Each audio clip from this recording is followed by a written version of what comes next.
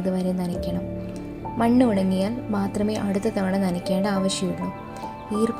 ഈർപ്പമുള്ള മണ്ണ് ആവശ്യമില്ല ഈ ഒരു ചെടി വളർത്താൻ വേണ്ടിയിട്ട്. വെള്ളീച്ചയാണ് ചെടിയെ ആക്രമിക്കാറുള്ളത്. സാധാരണയായിട്ട് കീടങ്ങളെ കണ്ടാൽ പൈപ്പ് വെള്ളം ചെടികളിൽ വീഴ്ത്തി കഴുകിയെടുക്കാവുന്നതാണ്. വേപ്പെണ്ണ സ്പ്രേ ചെയ്യുന്നതും ഏറെ നല്ലതാണ്. ചട്ടികളിൽ മാത്രമല്ല, ഇപ്പം എന്ന് പറയുകയാണെങ്കിൽ പല ആൾക്കാരും PVC പൈപ്പുകളിൽ പോലും മണ്ണ് നിറച്ചിട്ടൊക്കെ ആയിട്ട് ഈ ഒരു ചെടിയെ വളർത്തിയെടുക്കുന്നുണ്ട്. നമ്മുടെ ഇഷ്ടത്തിനനുസരിച്ചിട്ട് ബുഷിയാക്കി വളർത്തിയെടുക്കാൻ നമുക്ക് സാധിക്കും. അപ്പോൾ ഇഷ്ടം പോലെ പൂക്കൾ ഉണ്ടാവുകയും ചെയ്യും, കാണാൻ നല്ല ഭംഗിയായിരിക്കും. അപ്പോൾ നിങ്ങൾക്ക് കോളാമ്പി ചെടിയെക്കുറിച്ചുള്ള ഒരു വിവരണം കിട്ടിയെന്ന് വിചാരിക്കുന്നു.